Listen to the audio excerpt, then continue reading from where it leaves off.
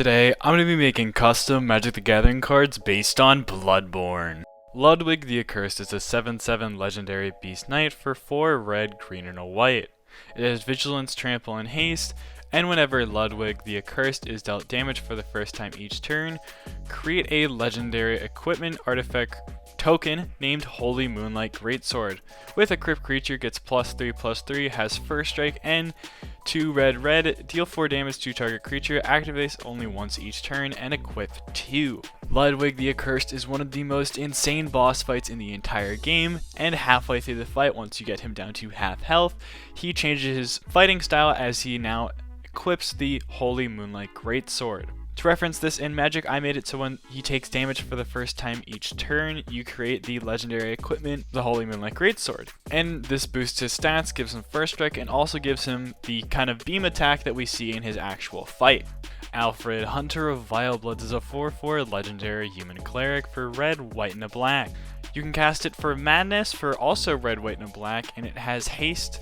And when Alfred, Hunter of Vilebloods, enters the battlefield, if its Madness cost was paid, you may destroy target creature, and at the beginning of the end step, you would sacrifice Alfred, Hunter of Vilebloods. Alfred is one of the NPCs that you run into all throughout Bloodborne, and his questline involves him trying to hunt down and find the Vilebloods. At the end of his questline, he goes mad after murdering Queen Elise and kills himself in order to become a martyr, just like his master Ligarius. To reference this in Magic, I made it so when you pay his Madness cost, which in this case is him going mad and killing Annalise, you're able to destroy target creature, and at the end of turn you would also sacrifice him in exchange. And of course, to make sure you can still take advantage of the body, he will have haste, just so it's not an expensive version of Terminate. Rom the Vacuous Spider is a 1/6 legendary spider horror for 6 black, green, and a blue, with Ward 1, Persist, and Reach.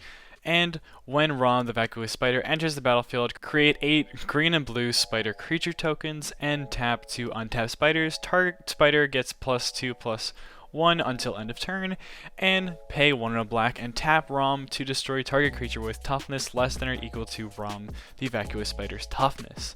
Rom is one of the most frustrating fights in the entire game, mainly due to the way the fight is set up. Rom creates a bunch of these little spider blockers, and as a player you have to go through and kind of kill them individually so they don't attack you while you're trying to fight Rom directly. Additionally, the spiders will kind of have this standoffish attitude where it's very clear that they're being a lot more defensive, but every once in a while they'll come and try to attack you. To reference that, I had it so you can tap to untap spiders to give a spider additional power until end of turn, and that's to reference when the spider is trying to attack you. Additionally, after you get Rom down to a third of its health, it'll teleport and then respawn with a bunch of new spiders. To reference this, I gave it Persist, and it's also a very defensive creature with its head taking reduced damage, and so to reference that, I also gave it Ward. Finally, once you get Rom to its second phase, it unlocks an attack or can send a bunch of this ice power that's really easy to destroy you. And to reference that, I made it so you can tap her to destroy target creature with toughness less than Rom's, just because if you do have enough health you can technically live through it, but for the most part you're gonna die to it. Master Willem is a legendary 3/6 human for 3 blue, with whenever you scry any number of cards for the first time each turn, draw a card. Master Willem is one of the headmasters of Birkenworth College, a school dedicated to learning all about the old blood and the great ones. In Bloodborne, he's also the source of the Eye Rune, and a lot of the lore references how he's been searching for eyes to get more and more knowledge. To reference this seeking of knowledge, I thought scrying was the best way to represent it. So the first time you scry each turn, you get a benefit off of it by drawing a card. I think it'd be super fun to take advantage of this using something like a Viserys here to use it multiple times on other people's turns. I decided to limit it to only the first time just because it could probably go pretty crazy with something like a Viserys here and some kind of infinite sack Luke that would let you draw your whole deck. So I decided to nerf it a little bit by just making it the first time each turn. But if in something like Commander, I think you can take a lot of advantage off of this. Lady Maria is a 5/3 legendary human for 2 black and a red, with Lady Maria gets +X/+0, where X is the number of blood tokens you control. And whenever Lady Maria enters the battlefield or attacks, create a blood token. Lady Maria is probably one of the most iconic boss fights in the entire series, and one of the coolest parts of her boss fight is the blood magic she uses as you get further and further into the fight. She's able to use her own blood as a weapon and increase her range and damage accordingly. To reference this in Magic the Gathering, I made it so she gets an additional power based on the number of blood tokens you control. And to reference her ability to hone and use this blood magic, I made it so whenever she attacks, she creates a blood token. Obviously, you can take a lot of advantage of it by running a bunch of ways to make blood tokens, and I think it'd be a super fun Voltron commander. Iosefka's Imposter is a 3/3 legendary human cleric for 2 blue and a black. With when it enters the battlefield, destroy up to 1 target creature, and then that creature's controller creates an XX blue elemental creature token, where X is that creature's power. In the beginning of Bloodborne, you start in Iosefka's clinic, and when you first run into her, she doesn't let you enter her clinic because she doesn't want to expose any of her patients to the beast virus. If you talk to her later in the game, you'll see that she's changed her tune, and now she wants you to send people to her clinic so that she can help them.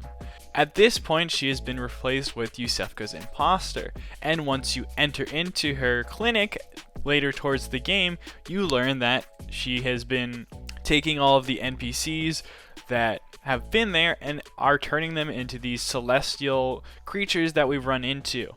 And to represent this in Magic the Gathering, I made it so when she enters the battlefield, you can destroy a creature and then replace it with the blue elemental creature token, as it's the closest thing that we have to the celestials that we see in Bloodborne.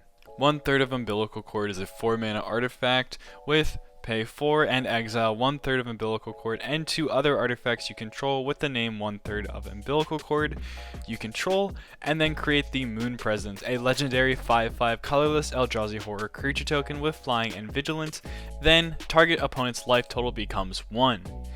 In order to unlock the true final boss of the Moon Present, you have to consume 3 1/3 Umbilical Cords before fighting Gehrman. To reference this in Magic the Gathering, I made it so you have to assemble 3 Umbilical Cords onto the board, and then once you have them, you can pay an additional 4 mana to exile them all and then create the Moon Presence. And when you create the Moon Presence, I decided to reference one of its very powerful attacks of setting your life total to just 1. In Bloodborne, this is a big scream attack that just sets your life to 1, and in Magic the Gathering, it's going to do the same thing when you create it.